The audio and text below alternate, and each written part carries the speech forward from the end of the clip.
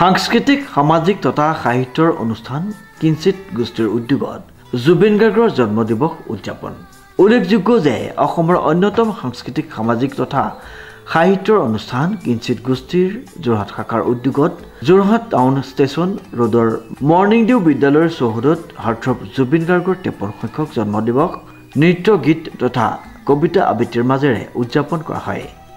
প্ৰাণৰ শিল্পী হাৰ্থৰৱ অসম গৌৰৱ জুবিন গাৰ্গৰ 53 সংখ্যক জন্ম দিৱস যোৰহাট টাউন ষ্টেচন ৰোডৰ মৰ্নিং ডিউ বিদ্যালয়ৰ প্ৰেক্ষাগৃহত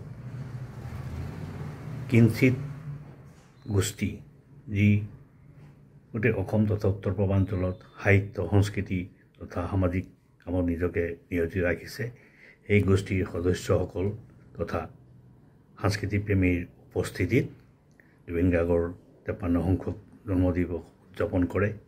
এই অনুষ্ঠানত যোৰহাটৰ বিভিন্ন মহাবিদ্যালয় বিদ্যালয়ৰ অধ্যাপক ছাত্ৰ ছাত্ৰী তথা সাংস্কৃতিক প্ৰেমী উপস্থিত হৈ এই অনুষ্ঠান উদযাপন কৰাৰ লগতে এই মহান শিল্পীক আজি গভীৰ শ্ৰদ্ধাঞ্জলি নিবেদন কৰাৰ লগত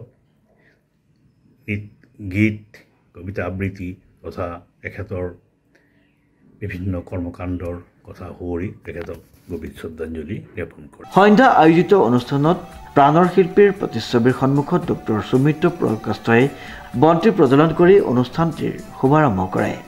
ইয়াৰ পাছতে মায়াবিনী সমবেত সংগীত পৰিৱেশন কৰা হয়।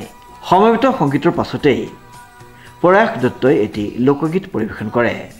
উক্ত অনুষ্ঠানত গৌতম হাজৰাই এটি কবিতা আবৃত্তি কৰে। ইয়াৰ পিছতে প্ৰদীপ ভৌমিকে মই নথকাৰ অনুভৱ গীতটি পৰিৱেশন কৰে। ইয়াৰ পিছতে এটি বাংলা কবিতা আবৃত্তি কৰে ডক্টৰ খেজুতি চৰকাৰে।